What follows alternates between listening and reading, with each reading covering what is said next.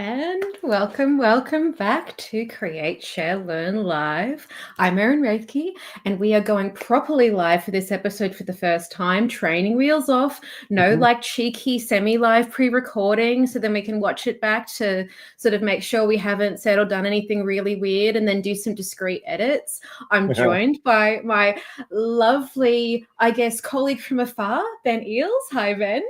Hello, Erin. How are you, mate? I am good, getting that nice little adrenaline rush from when you Yeah. are actually like doing something a little bit differently that you've done before. And of course, for whatever reason, my screen share dropped off a little bit. That's all right. Yeah, no, And that's I was just like, computers why do. isn't it there? Because we've gone live. That's why. It's like playing webinar bingo. Can you hear me? Yeah. Can you see my screen? Yeah. No. What about me? Do I look different? I'm much older. I've changed, gone up a decade since you last saw me. Gone up a whole decade. Oh God, that must have been a rough month. I was 39, and it was my last day of my 30s when we did the last one. No, welcome to your 40s. I am in my 40s. Come in, the water's warm, and it has Epsom salts in it because everything hurts. It's great. Yeah, I got on my actual birthday, I worked at home, and then Laura had arranged for a parcel to arrive from Amazon on that day. Nice. Which was really sweet. So I ran to front door, opened it up, and pulled out ripped the box open, and it was a nose hair trimmer. And yes. See, I usually let my husband buy his own nose hair trimmers because I believe they're a deeply personal choice. But that's thoughtful of her to save you all of the legwork of finding. Yeah. I think she was like, well, look, get on top of it early. Because maintenance is key, my friend. That's a life philosophy. So look, as much as I wanted to knock it, I am breathing like heaps better. Oh, that's so good.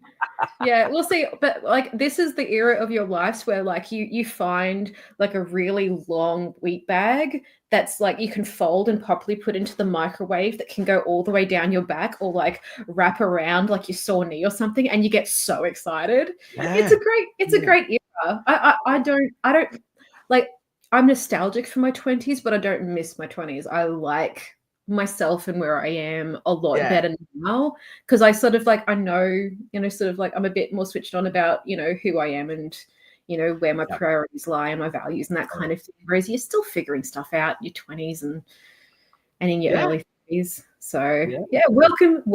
That's good. That's good. Thank you. Yeah, Laura's grandmother and my grandmother actually said 40s are where it's at because yeah. Absolutely. You're still not young enough to be carded anymore, but that's okay. Yeah, that's it. Well, it's flattering if you are. I like my 30s too. It's just there's a lot of funerals in your 30s too. Like It's a weird transition because I've been working in my area in education for long enough now that I know what you mean. Like a lot of the teachers that I started working with in my early 20s when I was a baby and didn't know it, have, sort of been recently the retiring or passing away. It's a really weird feeling to sort of go, oh, well, I've been working there. Oh yeah, nearly 20 years. Yeah, no, and they were like, in their mid to late 40s at the time. So you sort of go, it's like, but that's still really young. Like, oh, stop it. You go visit your hometown and you walk past the high school expecting to like see teachers in the car park and you're like, they haven't worked here for years, mate. Well, one of my favorite teachers from when I went to my high school actually has a hall named after her. So which I thought was a very, very sweet gesture because she was an excellent English teacher. Nice. Excellent teacher. Nice. You remember the ones who give you a vote of confidence, don't you? Yeah, it's usually an English teacher too, I reckon. Well, at least to me. Mine was Mrs. Edwards. Was yours it's a very English teacher name, I reckon, Mrs. Edwards. Yes, mine was Mrs. Rivers. Oh, Mrs. Rivers. And my art teacher, Mr. Ryan. And yes, I actually had quite a few like really amazing teachers at my high school because I went to a public high school and, the teachers were like the vast majority of them were just like amazingly engaged and wanted us to all do so well in hormones and impulsive teenage tendencies. They did their absolute utmost, mostly. Obviously, they left a good impression because I basically went from high school to doing uni to then working briefly in wider government and then going straight back into working in education again. So I kind of it's a career trajectory. Nice. It's good stuff. Good. Nice. So on that segue of people who share things passionately because they just love to share their knowledge. Hi, here we are. How good is that?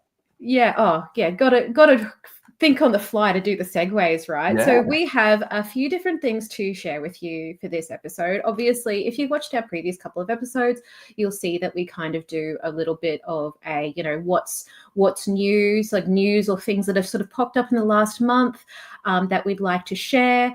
Then we do a little bit of a skill share each, where we try to share something that is either interesting to us that we hope is interesting to you. And, generally speaking, Ben and I, we don't rehearse this show at all, but we do have a little tiny bit of a... we do. I know. Oh yeah. It's just that killer professionalism that we have.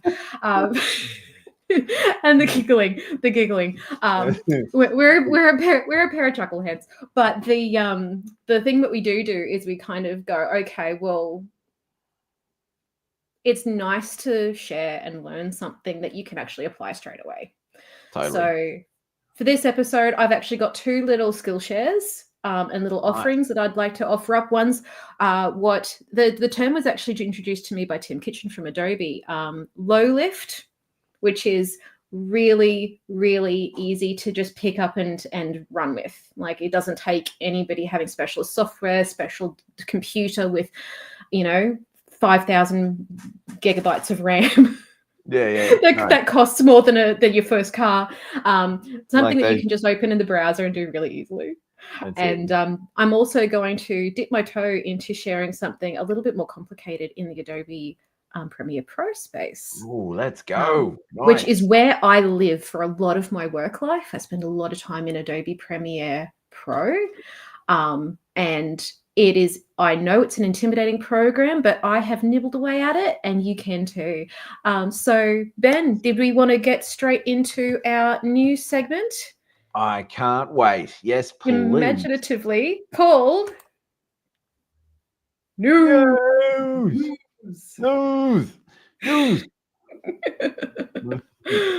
So, in news this recently. This last episode. This last episode, wasn't I just saying that my English teacher was my favorite teacher in high school? I can string good speaking English together, I promise. Hey. So one of the things that it's fine. One of the things that I wanted to highlight in this particular episode as my news contribution was the Australia approving the social media ban on under 16s. Now, this isn't new news, but it is coming, and it was set to have, because they love a good implementation date, and stuff tends to fall on the 1st of July. Oh, lot. So I'm just going to jump over into my whiteboard, which is a little cheeky preview of my low lift screen share later. It's just a beautiful thing watching this. Oh, yeah. Helps if I hit the right button too. There we go. What you doing? Copy. Nice. Copy's a text. Oh, gracious. Move you over. Pick you up. Copy you and paste you. There we go. See, this is how you can tell it's live. You don't get this kind of genuine. You just don't stop, and this is what it's like in the classroom. You don't, just run out of the room because something doesn't load. You just hit refresh and you just go, oh, that's weird. Cross your fingers and praying. Let the blush slowly rise from your chest up your neck if you're the kind of person that gets a bit of embarrassment when something doesn't go your way in public, but no one's going to judge me. We're all friends here, right? So you can see that the actual legislation has passed, and there is a age restriction to prevent children under 16 years from having accounts on their services by December 2025, which is going to be very, very, very, very interesting to watch how they try to enforce this. Because I don't know if you lovely people out there know, but I have been learning because my kiddo is very young. So I don't have to worry about this side of things yet. Thank goodness. But the different platforms, I learned a new term this week, which was Finsta, which is a fake Instagram account that people will use to share things that they may not want a certain audience to see. Their Finsta could be locked so that only people that they invite can see it, but obviously they can invite anybody. So they might have one account under that platform that the parents can see and are logged into, so they can think that they're watching their children quite carefully, but then they pivot to another Instagram account. It's a lot, isn't it? And I mean, this isn't a new thing. I remember in the good old days of dial-up, wearing one set of clothes and then getting changed at your mate's house before you actually go out, I guess. In the good old days of dial-up, when they first started introducing age blockages to certain services, I think the advantage that they will have with this is that there will be some reluctance by people who have already got an established following on social media apps to just completely start from scratch with a new account. But people are very savvy with getting around things. So it's going to be really interesting to watch this space to see how they try to police this, because I have no idea how they're going to be able to do it, because I used to just do the math and figure out a different date of birth back in the day if it was an over 18 thing. If you had to sign up to a service online that required you to be in the US, everybody... The statistical anomaly of all of the people who would have had the postcode of 90210 must have been massive because it was the only postcode that Australian kids knew from the TV show.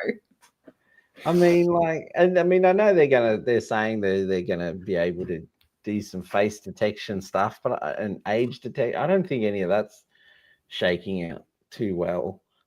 Is it going to show an advent of really low resolution front facing cameras or webcams where you want a 720 HP? Like the photography we were talking about, the cameras and stuff that shoot low res filmic vibes, your webcam. I don't know. I mean, it's what's the cut through, I guess, is it gives you maybe as parents a bit of skin to talk to your kids about it and sort of say, if you're going to have some house rules, then at least they're kind of backed by something.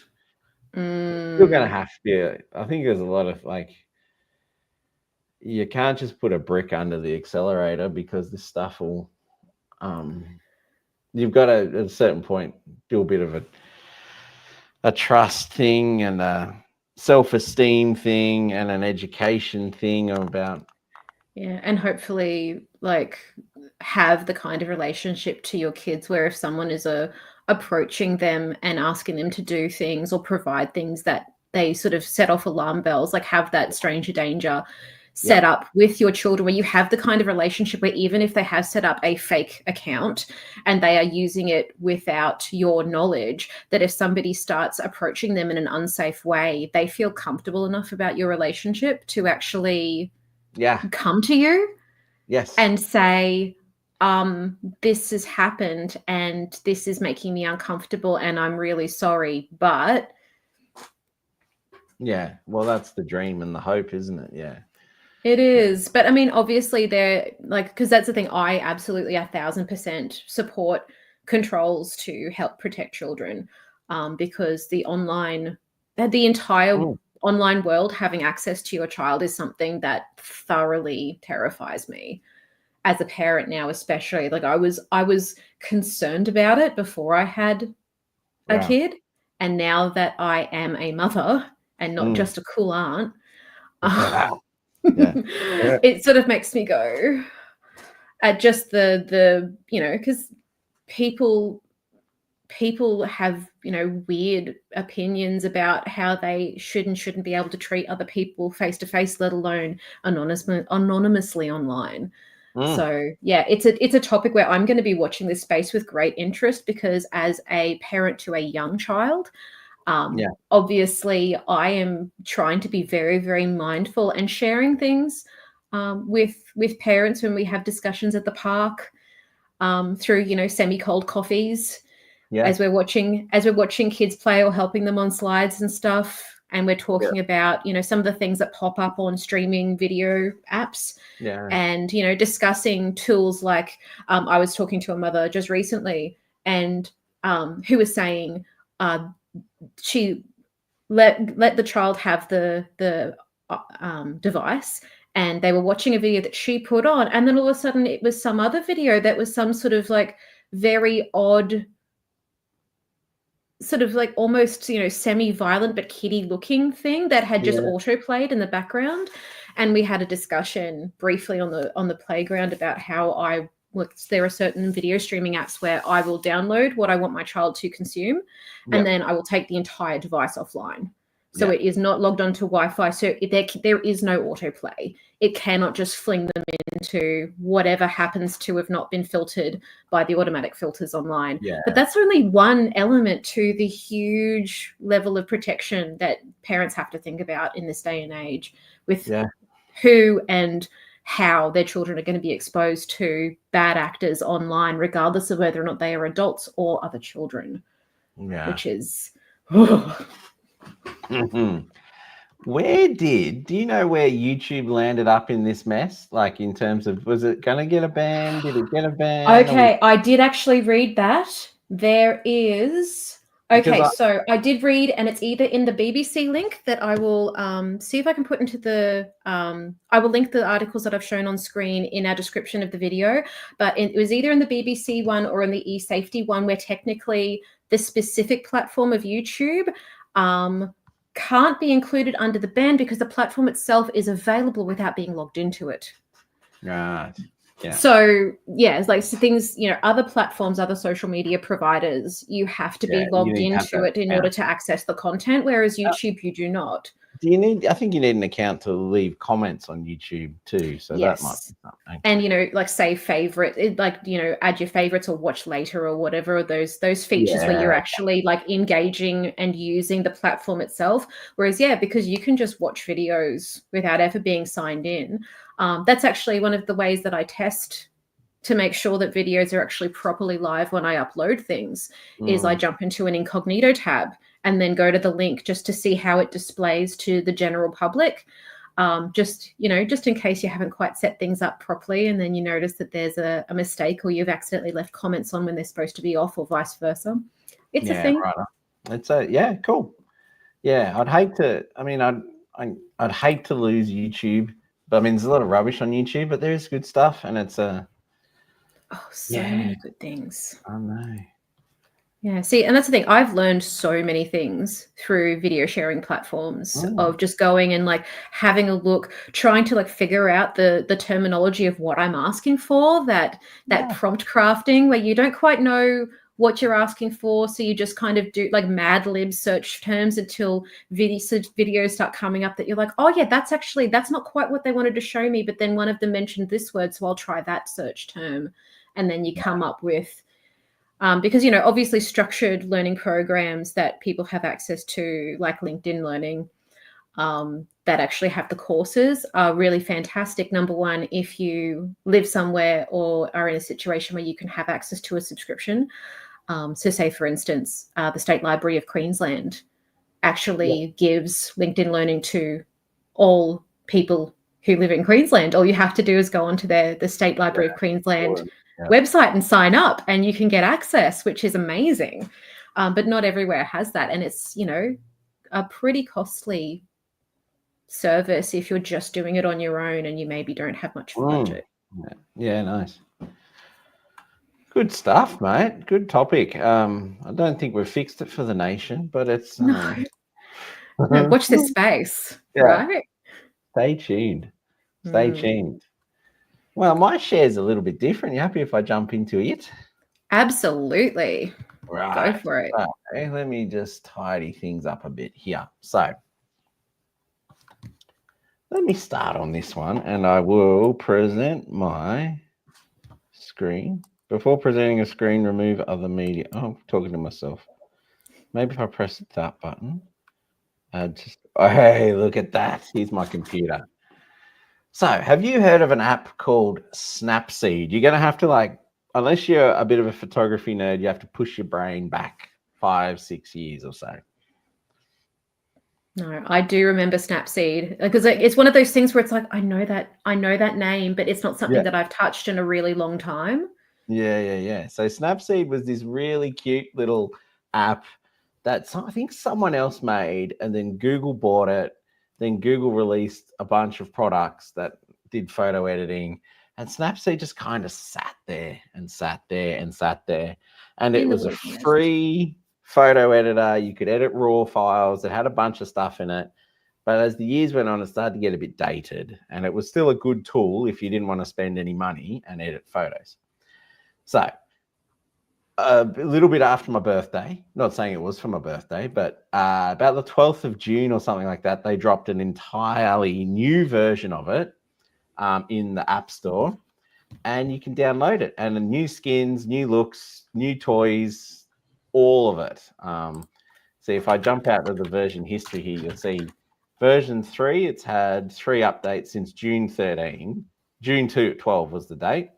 Prior to that, it had bug fixes for 2024, 2023, and then 2021 was the last time anything happened on it, which was dark theme. So this was pretty cool. And if you want, I could, it's a great little photo editor. It's sort of the whole, if you're an old person in photography, everyone got really excited. Everyone started writing about it, and the way they I love the way the Google or Snapseed team wrote about it. They just basically said, they just dropped it on the store and said, you might have noticed some new things sprouting around here. Not only did we freshen up the app, but we also got rid of some bugs. And then that was it. And then they just dumped this whole thing with new look, new tools, and then modernized it for another generation. Isn't that cool? That is so nice. And that there's been somebody out there that has been, or a team of somebody's who's been working on this as a labor of love. Yeah. Where this has been their baby, and team members have come, team members have gone. Yeah. They've hung in there, and they've been able to, I don't know, it's always interesting because I sort of wonder, is it like one of those things where people had to work on this while where their main job was to work on other stuff? I wonder. Yeah, because that usually is why things take a long time. Yeah. Oh, Ben, you're a phone screen. I'm gonna try and just quickly pipe it in. Yeah, but I won't. Wait a second. We'll make you the main person. Let me stop sharing there, and then I'll turn off that. And I'll remove me. And it might be looking flipped for everyone too. That might be the only thing that might have us beat. It looks fine. I see it is not in mirror mode or anything. I can see Snapseed search on your phone screen. Looks great. All right, cool. Well, it's showing on my computer, it's showing up flipped, but if you're seeing it and it looks good, that's great. If it doesn't, sorry everyone in the internet, but this is it, and it's got it used to have no home screen. Is it Lightroom? No. Does it do a few things differently to Lightroom? Yes. Is it better than ever? Yes. So look, if you've got Lightroom and you're happy to pay the couple of bucks a month, whatever. But if you haven't and you're not that much of a photo editor, get stuck in on this because this is pretty cool. So I'm just going to push some buttons on my phone here, and I'm going to tap this little photo of the kids down the bottom here. Come on, load. And look, there's a couple of kids in a tunnel here. And then look, it's a tunnel with a bit of graffiti on it. And I've already kind of, fixed this up a little bit because we don't need swears on TV. But you've got your tools down the bottom here, from your color adjustments to cropping to healing. I'm going to tap on the healing button. And then if I zoom in, you see how there's that little paintbrush, Erin? Can you see that? I do. Oh, yeah, nice. I'll just drag that in there. I like to make it, and this goes for when I'm photoshopping too, you make your brush a little bit bigger than what you're working on.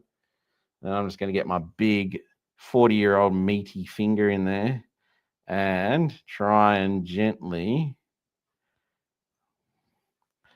rub this away. And, healing is something you get in a lot of places. Usually you might have to pay a few bucks a month for it.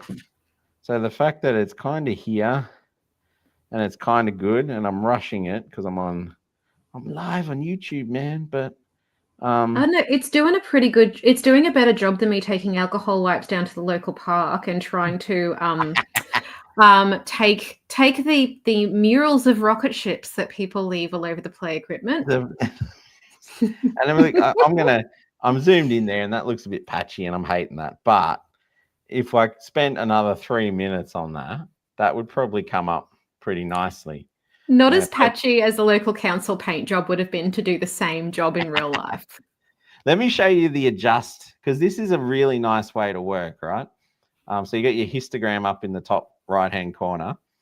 And you could toggle it off and on, which is the gospel for photographers. But to choose an adjustment, you just drag up or down on the screen. See how it goes on brightness, contrast, saturation. Say if I want to go to saturation, I've moved up and down to select, and then I drag to the left or the right to dial it in. So you can do it all with your one thumb, not while riding a bike, but maybe while you're a passenger on the back of in the car or something, and you can just drag up to choose your adjustment and left and right to dial it in. And that's it's only a couple of things in the app, but that's kind of the app. Like, it does all these things. I just want to show you one more. I'll save that. I want to see if I can bring out this little photo here of like Ollie back in the day when he was a real grub. And if I go into the tools tab, I'm going to see if, you've got all your standards there, details, tone, curves, white balance, but there's a couple of little gems in here, like head pose. If I tap on head pose, pinch and zoom to zoom in, you get this little toggle in the middle. And I don't know if you can see that, Erin, but it just gently, you can kind of push and pull the head around a little bit, see it? It's and that's the most beautiful changes are usually the most subtle. Yeah. I wonder if they're leveraging the same kind of technology that you see when people do like those like the 3D effect on photos on Facebook and stuff, where as you scroll down the page, it changes perspective ever so slightly. Absolutely. And so we've done head. I'll grab head. That's moving it a bit more now. But we can also jump across to, say, smile, maybe. That's moving that bottom lip a little bit. Look at that. Just a little bit. There we go. Anyway, Snapseed, Google it. It costs you nothing on every device. It's got to be mobile device. So your iPad, your phone, get after it. It costs you nothing.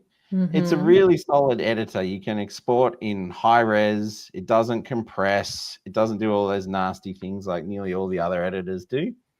It is a good, clean, fun thing. And that's my news. Lovely. Now, I did just put up a banner for the support page. Oh, thank you, Erin. That's really good. Page for Snapseed, where you can learn a little bit more. Very good. Your signal's tiny. Was that there? Yeah, well, but one thing I did notice is that there are a lot of third-party websites that have download here buttons for Snapseed. Yeah. So, Yeah. as Ben mentioned, because it is available on portable devices only, go directly to the App Store for your device and download it from there. Please, please, please. This is like a cybersecurity alert, safety share. When it comes to tools like this, please, please, please do not just hit the download button on web browsers that say that it's a link to the app. These tools like Snapseed are available directly through the actual app store for your particular device, whether it be Android or Apple. So please be mindful to use the actual legit link to download it. Best way to do it, get your updates straight to your phone. Yeah, let's hope that Snapseed lives on for a long time.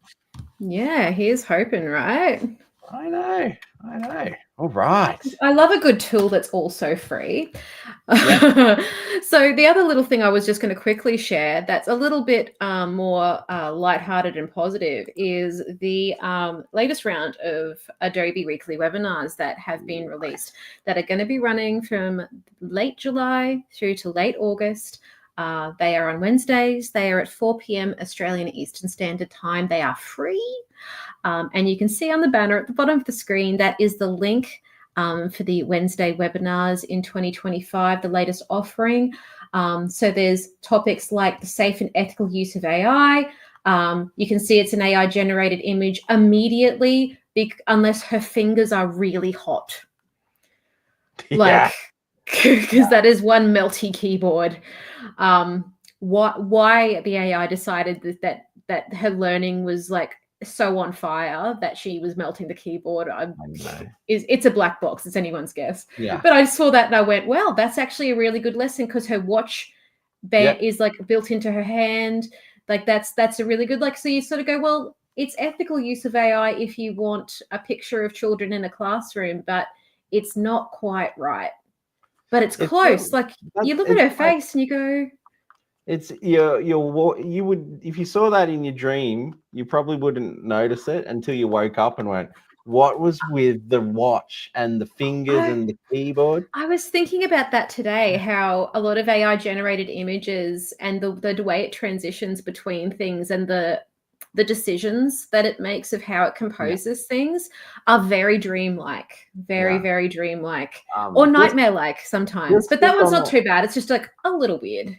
I would also, I know it's Adobe and AI, and it's interesting to go just to hear the lengths some companies, particularly Adobe, are going to make sure you're safer than most. Yes, absolutely. Because that's the thing, like, that kiddo's face, know, if that was generated using Adobe's tools, that they had permission to use whatever the base was, child's face, based on their own stock.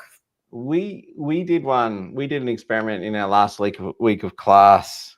We were just doing edit on our editing night, and we asked Adobe Firefly a question, and we asked it in a competitor, and the question was Darth Vader making spaghetti, and the competitor made it pretty well, like as in dream sequence. Darth Vader had lost his gloves, but he was stirring with a big bowl of spaghetti. We put it into Firefly, and it just, within about less than 3 seconds, it said you've put a search term in that we can't use. Yeah, because it's copyright. Yeah, so it's not just copyright; it's Disney copyright. So be extremely respectful of their copyright. Yeah. So and I noticed I'm back on a school account now, from my work account, and I did some generation. I put a photo of me in, which I own, and I asked it to convert it to a cartoon, and it actually did a great conversion, but it changed the face. So I'm wondering. So it wasn't like a caricature of you anymore. It was like generic white dude with glasses. Generic bro, and then I could, so it was clear that there's I think there might even be a bit of a governor there in terms of reproducing likenesses and things like that. So anyway, that's that what I would was make getting at. sense. Yeah, that would make sense. But yeah, it certainly has come a long way, the image generation. I remember only this time last year, I was trying to take a photo that had my child in it, because that's the nicest photos I had at the time, of like with baby faces smooched up here because I'm holding my daughter, for a new work profile picture. And I was doing the image background replacement. Yeah. And the prompt that I was putting in was professional headshot for workplace use, with smart casual clothing, Yeah. standing by yourself. And almost every single picture had men cuddling me.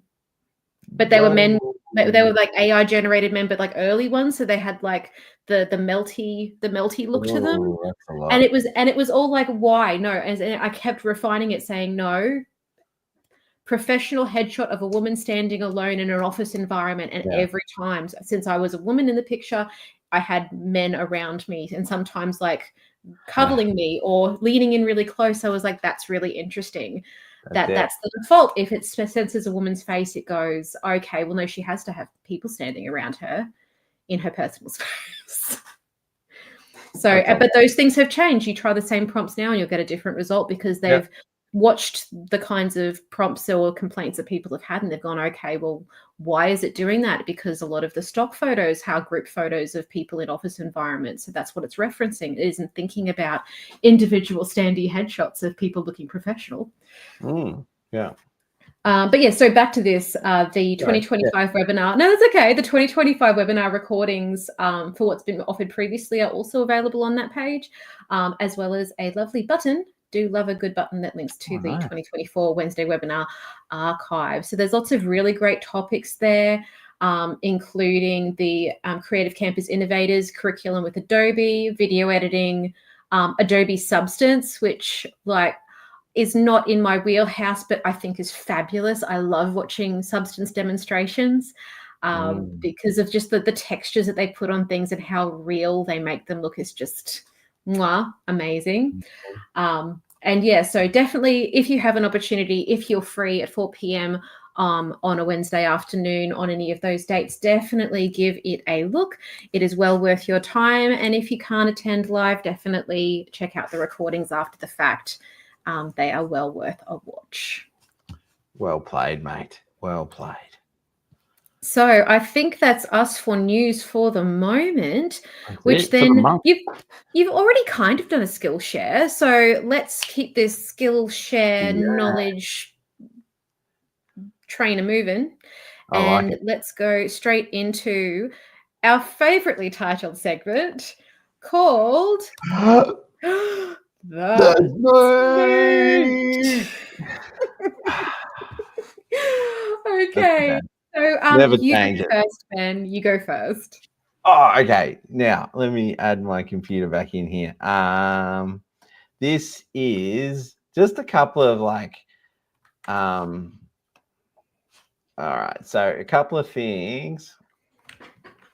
What screen have I added? Sorry, have I added the wrong one? You've added. I'll take mine down and you add yours. Spoilers. That's okay. You had me on your monitor. How did I do that? I don't know. Probably when you were moving around your phone screen as your profile picture and stuff. Maybe add to stage. All right. So beautiful. This is a couple of Hail Mary things you want to do before you chuck the photo in the bin, essentially. So sometimes you're just like, oh, I've butchered it in a way, like I haven't got the face in focus, or maybe it's a really grainy photo. And, you know, the internet will tell you that if your photo's got grain, it's no good. I would sort of disagree with that. I'd sort of say grain's okay, like go with this content, and then we'll see if we can deal with the grain. And if you can't deal with the grain, if the content's really good, who cares? Because it's what's in the photo. Is it going to be on a billboard? Like what you know, why does it matter? Yeah, well, I know some people that will just put their camera away when they get to a certain ISO, which is like a sensitivity to light. And it's like, you know, you got to keep your camera out in case the unicorn walks down the main street. You know, like you just, who cares if it's a grainy photo? It's the Loch Ness monster. Everyone, it's okay. So anyway, what I've got here is a bit of a grainy photo from our Botanic Gardens this week. They have a laser light show running this month, so I got to shoot it. And that's a beautiful photo. Thanks, mate. But you can do this in Lightroom on any mobile device or on your computer. I'm in Camera Raw, which is basically the Lightroom engine anyway. But I like Camera Raw because I can just chuck any photo, open up any photo in Photoshop and get to this. It's a good way to work if you're disorganized. Let me zoom into 100%, and that means that we're looking at pixel for pixel. And you'll see here, based off my camera and lens and the light on the day, things are a little bit grainy. It could be worse. It could be a lot worse. But you sort of, especially in the shadows, like this sort of should be a silhouette, and you sort of get this purpley hazy stuff. Now, if you're looking down all your tabs, light, color, effects, there's one called detail. And these work really well as long as you've photographed your image out of your camera in a raw file format. Yeah.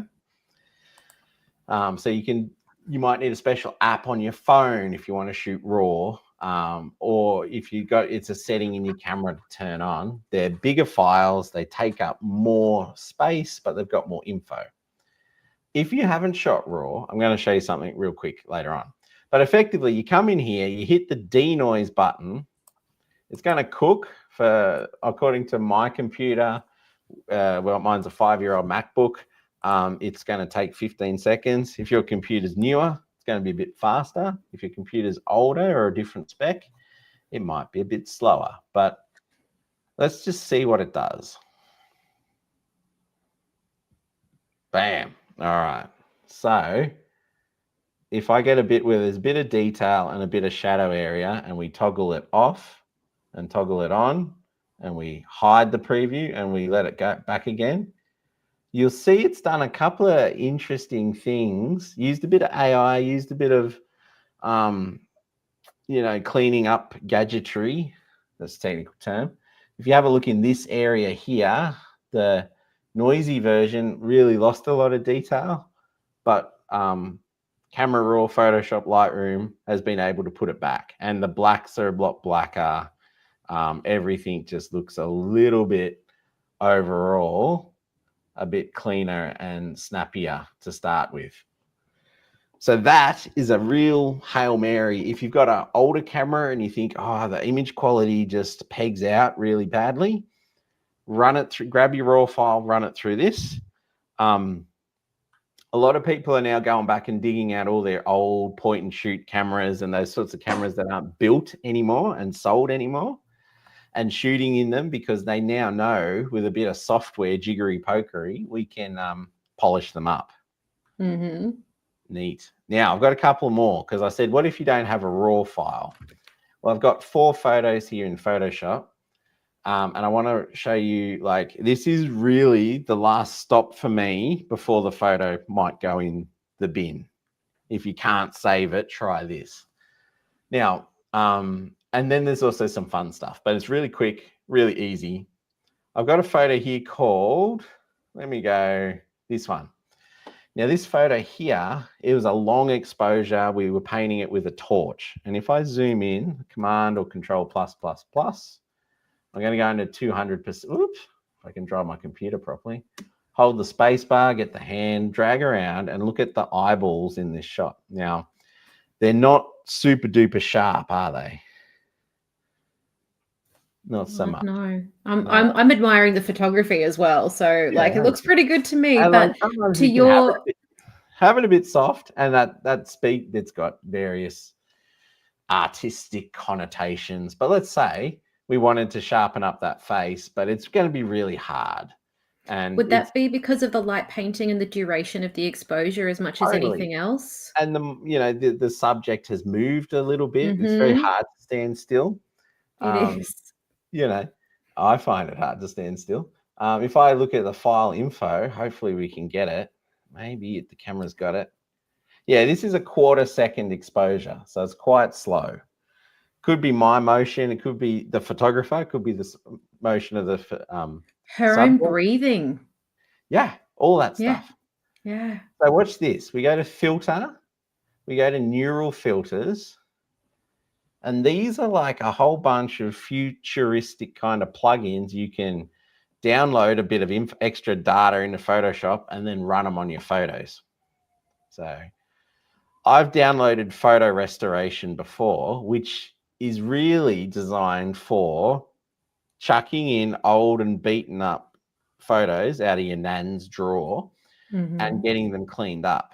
But I've found this thing here is really good. If I just turn it on here, it's going to cook for a minute. We might have to tweak it, but it's a really good thing that might do a bit of a Hail Mary, save, focus, clear up a face, all that kind of stuff, which is really hard to do with traditional tools. Because it's like, particularly I'm in a photo restoration group on social media where I mostly lurk, because by the time that's interesting. It's got some spots. That's all right. I think I'm going to pull this slider down and see if they go away. Yeah, there we go. I think it's just a bit wigged out by the different colors in the light. Shadow too. Yeah, it got confused. So if I zoom out a little bit and we look, I'll hold the before button, turn that off. That's where we were before. And then this is it with a bit of AI love. You see how we're getting a lot more clarity around the face and the it's crisper. What do you call the thing in the hair? The wreath? I don't know. You don't have wreaths in your hair, do you?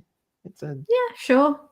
Thanks. It's 9 o'clock on Saturday night. No. There is another word for them, but I can't for the life of me think of one, even though there's one in the next room that my kiddo plays with. So if that's that, and this is enhanced face slider, and I could turn that down a little bit to taste. But that's a super good Hail Mary. You've got a lot of control in the Photoshop as to what you do with that. Do we want to put it do we want to bake it into the layer, put it on a new layer, make it a smart filter? All stuff for another day.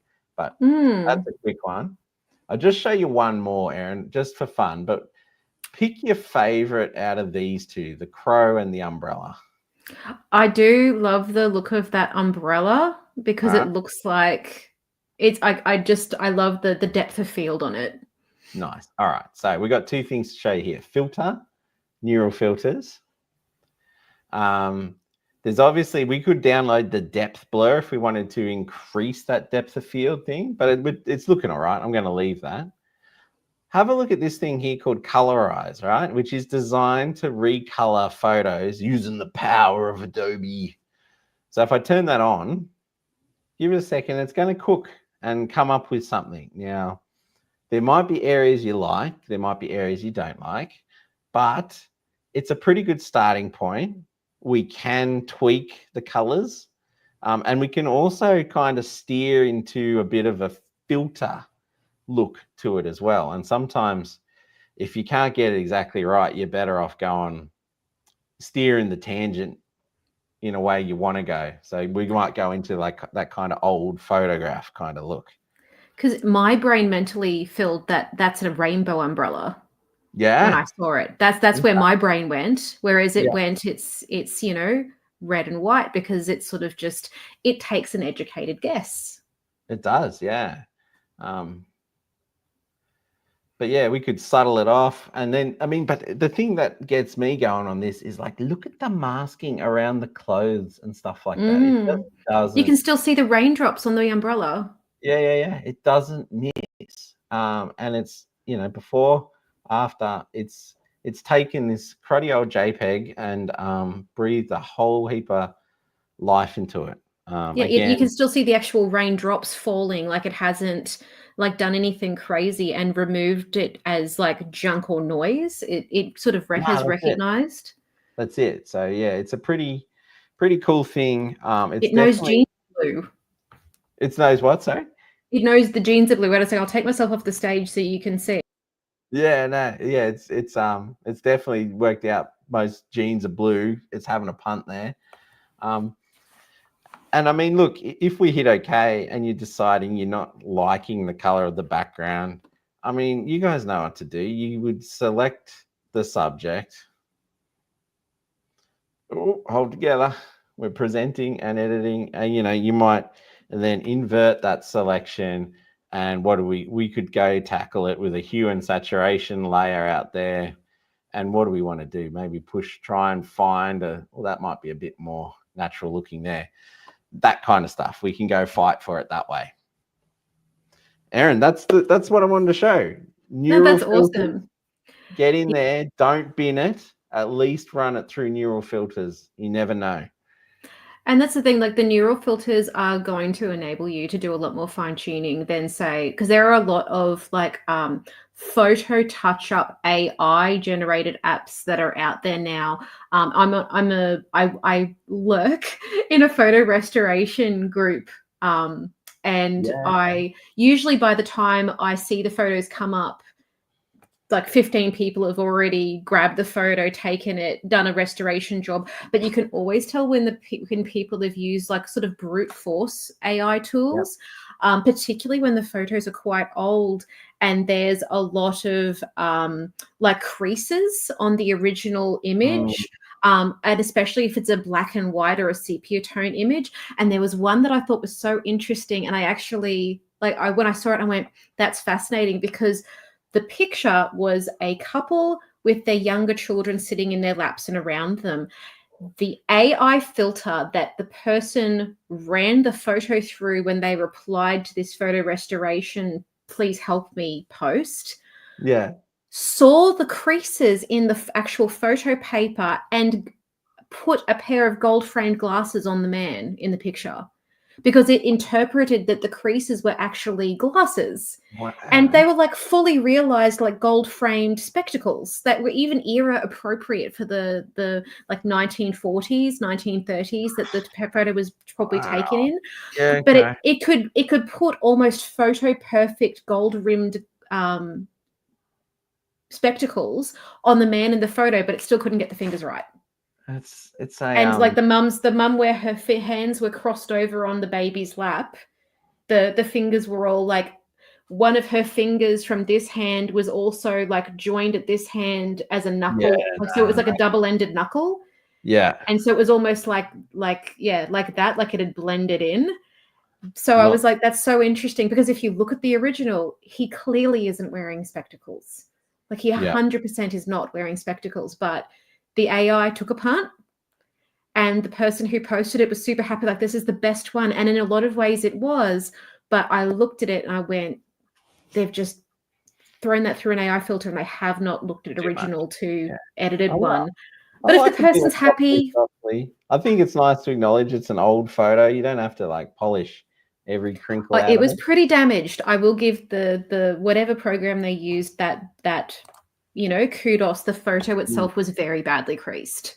Yeah. Nice. But my human eye could tell the difference between a crease and a pair of spectacles. Yeah. That was for sure. And so it was interesting. So it did a great job, but in some ways and not so much in others. So I always like the manual kind of editing that you can do when it comes to that kind of thing. And it's like, we're getting on. We've been live for nearly an hour now, Ben. No, we got a couple of your things and then we got to get off. Well, I will keep it reasonably short and sweet. Well, the first thing I'll do is like the low lift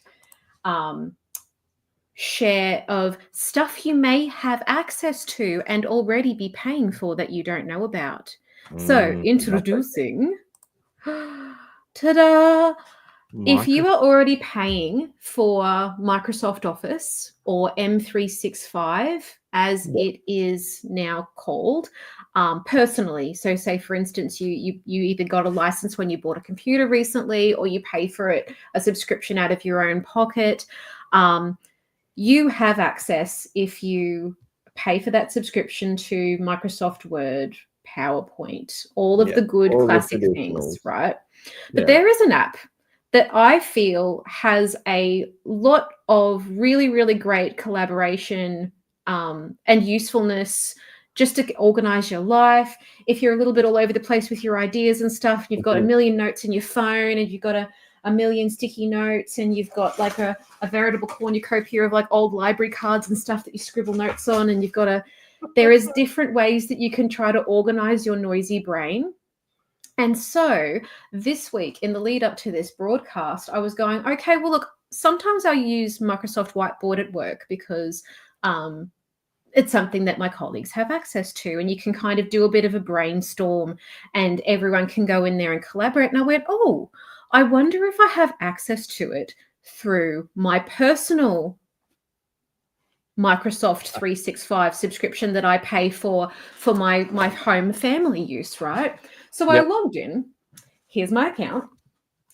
And when I looked at it, I went, oh, okay, doesn't look like I have it. Went into the apps area. Microsoft Defender, OneNote, to-do lists. Can't see it anywhere. So I went, okay, let's have a little search engine. Went to the Microsoft Whiteboard website, and sure enough, if you actually log in to your account, you indeed do have Whiteboard. If you are paying for an Office or M365 as they've rebranded its subscription, you absolutely do have access to Whiteboard. So here's one I created earlier that you would have seen pop up on the screen that has the link to a couple of the news articles about the changes to the under 16 legislation. A reminder for me to not forget to talk about the upcoming PD, because by the time we go around to our next episode, the first couple of sessions would have already happened. And then I left a little bit of an open thing here to go, okay, so if I had ideas for different skill shares, I could add those to a post-it note. So I could say, in here, go in and make it a bit bigger. There's the text, and say talk about Microsoft Whiteboard. Nice. I can change the color of the sticky note, and this is just one of their templates. Like, I didn't make this layout. This is one of their suggested ones. I can change the color of it. I can drag and drop it over. And I could have, additional things. I can also go through and actually delete out bits and pieces out of the template if I decide I don't like them. Can zoom in, zoom out. I'm using the little mouse guide on my mouse to zoom in and zoom out. You see my finger going up and down? Probably. So that's how I like to do it. And plus my mouse has like the really nifty thing of, if I take that mouse and I actually push that little roller from side to side, I can go left and right, which is snazzy. And then obviously if I hold down because I'm on a PC, if I hold down the control button on my keyboard, it enables me to zoom right in. And then the other cool thing about this little program that I think is like very underrated and not very like sort of publicized, it's a collaboration tool, but it's not Pinterest, it's not flashy, but it has some cool little tools. Like, you've got pens where you can draw and make little notes. You could obviously use a tablet or a computer that has a touch screen to do handwritten notes on it. But it has what's called the Galaxy Pen. And this is a pen that I absolutely adore because it's so pretty. Ooh. I absolutely loved my metallic gel pens when I was in my tweens. Not that that word existed back then. But you can draw arrows to connect different concepts. You can highlight certain things by drawing a rough circle around them. But if you're not the rough circle type of person, you can also select said rough circle. I'll just scroll up a little wee bit and say convert to shapes. Nice. And it will go, well, that's a rough circle. That's a bit of an oval. Here, have an oval. If I'm a little bit more particular about it, and I go, okay, I'm going to draw a square. Obviously, drawing it with a mouse is a little bit trickier than drawing it with a pen on a touch screen. Go back in. Bam. And how good is that? And you can also up the dimensions on it as well, and then that will automatically actually thicken up the pen as well. So I could highlight that one and then say to Ben, hey, we need to, maybe there's another type of segment that we might want to include in the future. What do you reckon? Yeah. It could be titled, what do you reckon? No, well, maybe. So if I wanted to invite Ben to share this board with me, then there is a share button there, and you can turn on a share link to create a link to this whiteboard, which can be shared via personal or organizational accounts. So say, for instance, if Ben's organization allowed external sharing, that could be the other thing. I could send it to his work account. If he had his own Microsoft 365 account, I could create that share link and I could copy said link very gracefully. It doesn't automatically show the link on the screen, so I'm not just like sharing it with like the wider world on this live stream, but I could chuck that link into a message to Ben and say, hey, I've made this whiteboard where we can brainstorm stuff. Do you want to start adding your comments and things to it over the progress of the month, or are you happy to just have backwards and forwards conversations on the messages? And neat. And he could go, yeah, or sure, or nah, I like, yeah. So because everyone's brain works differently. So this is a solution. Oh, and the other thing is too, if you don't want to share it anymore, revoking share link. So it's not complicated. Yeah. It is not complicated to go through. And this has so many more tools. It has emojis. It has, you can celebrate particular ideas. You can absolutely go nuts with this. But I feel like that's the main thing that I wanted to sort of share about this time round, because we will be back. I had we've talked before on episodes of this show about like, we're not ones to gatekeep. We really do like to show people how the cake is baked. Yeah. When it comes to things that we do and things that we're developing. And viewers probably would have noticed that the wait a second, I'll go into a different view mode and I'll just go out of that. People would have noticed that the titles that we use, I've added Ben's name to them, but they are the original titles that I made 5-something years ago quickly using Adobe Rush. Because I wanted to start the show. I was learning the software. I created something that I was reasonably happy with, and I sort of haven't really played with it very much since, but I'm feeling inspired to play with it because I have gone through and obviously learned a lot more skills since then. So I'm going to go in and make those changes in Adobe Premiere Pro. Now, because I made them in Rush, but there's this cool feature where you can actually take something that you have created in Adobe Rush and push it up to Premiere Pro. It isn't backwards compatible. Like once you start making changes in Premiere Pro, that's where you live.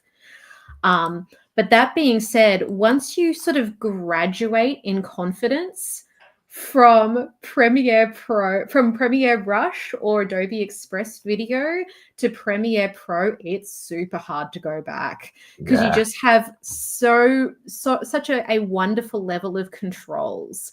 Now, when I created this, and you can actually see there, I've got this sitting across, I do not have a wide screen monitor.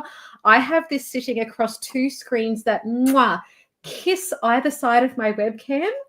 So that's the edges of my monitors right there. Oh, nice. And so you can see right down that middle there. So there's the middle line. There's the midline. You can see my cursor going up and down. So I've arranged my workspace in Premiere Pro so that I've got all of my nice big preview screen for when you're doing fine work. I've got all of my effect controls and libraries sitting across on the left-hand side. I've got my playhead sitting there. I've got my timeline sitting here with lots and lots and lots of real estate, split between the audio and the video components. And then over here, I have my properties menu and my essential sound menus over here. And I like sometimes I'll mix these up a little bit, but I like to kind of have a big spread. It really does. I struggle. I will freely admit, if I only can be on one screen like this, I start to feel really overwhelmed looking at Premiere Pro because it's too squishy. I like to have everything spread out. So if you're thinking about starting Premiere Pro and you open up the program and you open up the sample that they provide in the program for you to start getting to learn tools, and then you look at all of the squishy tools, all, you know, in whatever layout you happen to have. So I base this on the essentials workspace, and then I customize it, which we can absolutely cover in another show. But this is a starting place that you can work with, but I much prefer to have it spread across 2 monitors. It gives me so much more breathing room to work. And here's something that I created, and this can be a share on another day, but I played with a couple of screenshots I took of our last episode, Ben, and I did send these to him. I'm not springing them on him. But I did create 2 vectorized images. Now, I'm pretty happy with the one of Ben. I feel like it's like a super thoughtful intelligentsia, like creative dude. You look really smart, Dev. How'd you do that? Well, it is just a screenshot, my friend, that I just ran through, and I will show you because I did it on my iPad. And it was actually, I find Illustrator is easier to use on the iPad when it comes to simple things like this than opening it up on a computer, just because the menus are a lot more simplified. But that is a share for another day. I should put it on my whiteboard.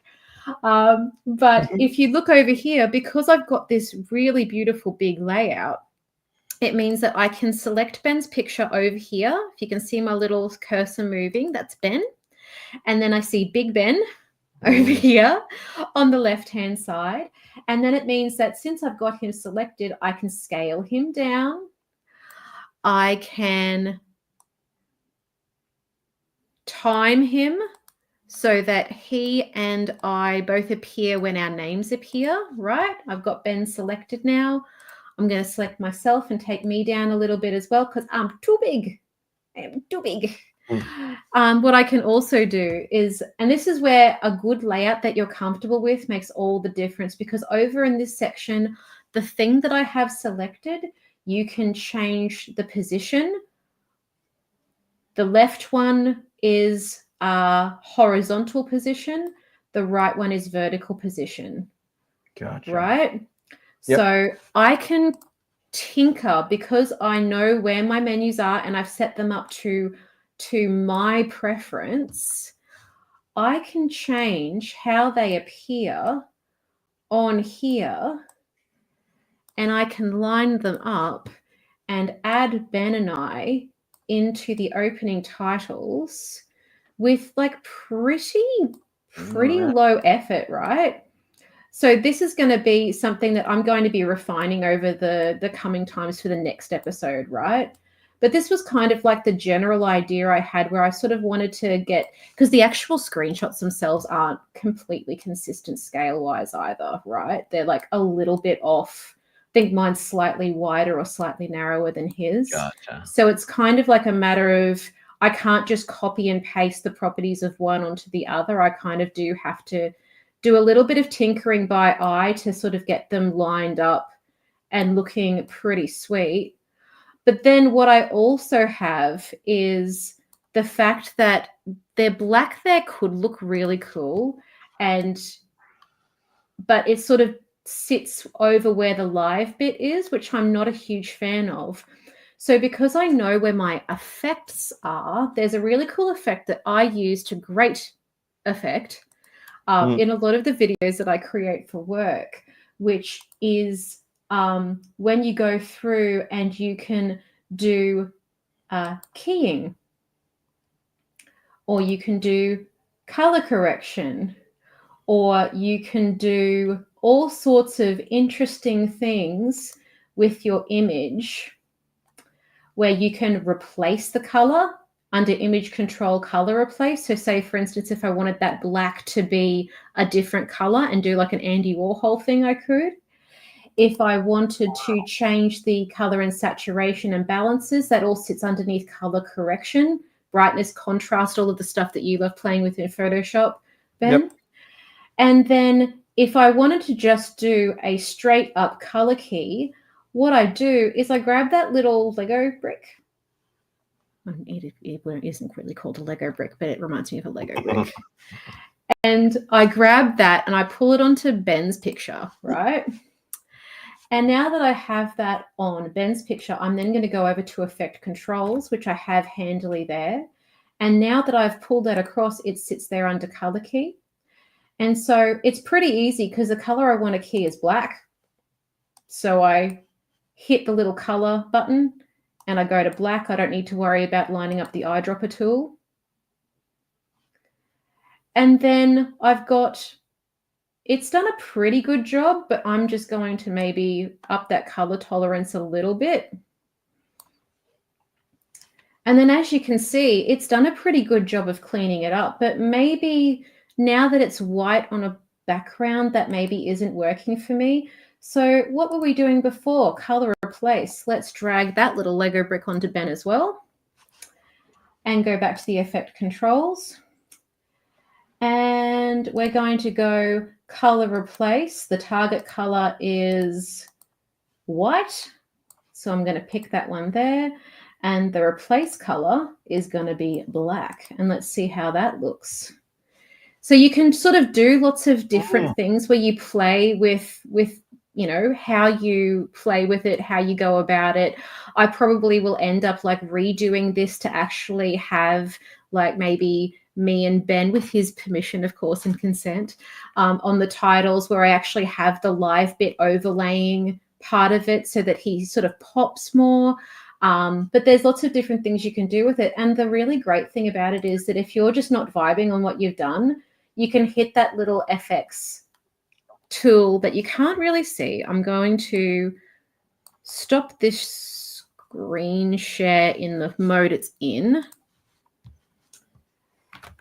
And sadly, I can't make it much bigger than that, but there's a little FX thing there where you can just turn it off and pull it back to where it was.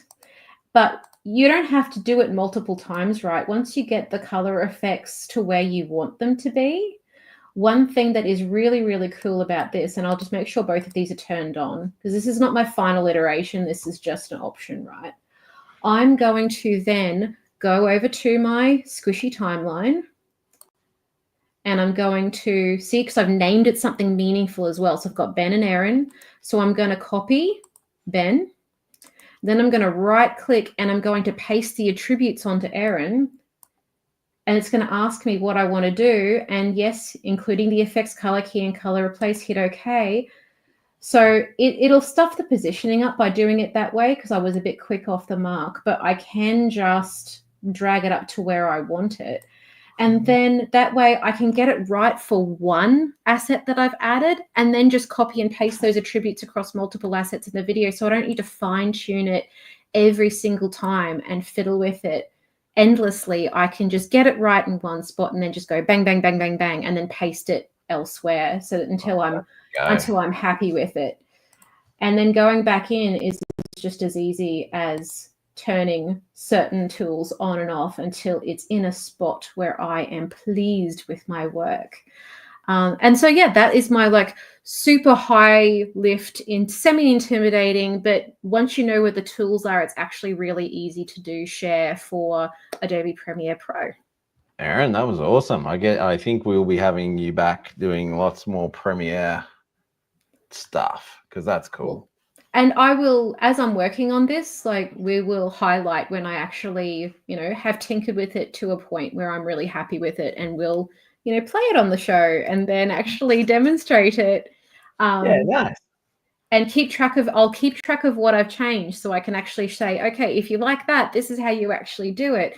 Because it's important to know how the cake is baked. It's terrible in Bake Off in the technical where they just say, you know, mix ingredients, put in oven. Like, I'm like, oh, that's G up. It's some sort of French patisserie thing. You have to give really specific instructions. You can see the sweat rolling off of them in panic because they've never made it before. And we don't want you guys to feel that way. We want you to know how the cake is baked. That's right. Erin, that's fantastic, mate. Well done. Can't wait till next month to learn even more. Come on. Yeah. And we can have a bit of a play and see what works. Because that's the thing as well, is that you're nothing without your collaborator. So I could make some changes and Ben could make some really amazing suggestions that didn't even occur to me.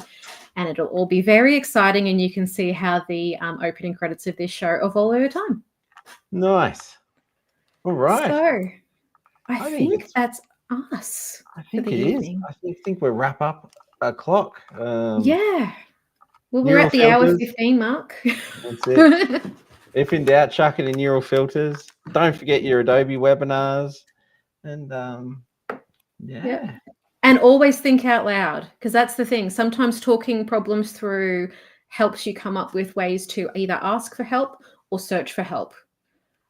Because sometimes the trick isn't not knowing how to do something. It's not knowing how to ask or find things to help you learn. Yeah. So that's my takeaway from our Thinking Out Loud episode today. Very nice. Very nice. And I'm going to go play with Snapseed as well, because I haven't. Haven't good. touched All it. Lord. Well, Erin, thank you very much. I never know how to end these things, so I'm going to let you do it. That was a great quote to end on. We could just say goodbye after that. Like, how good. You can. Lovely thought. Yes. Take care of yourselves, and all things going well, we will see you on the first Saturday of August, which is a crazy, scary thought to think about. That's right. Next month is August. Wowee. So everyone take care of yourselves. Have a great month. And stay tuned and we'll see you again soon. Cheers. Nice. Bye.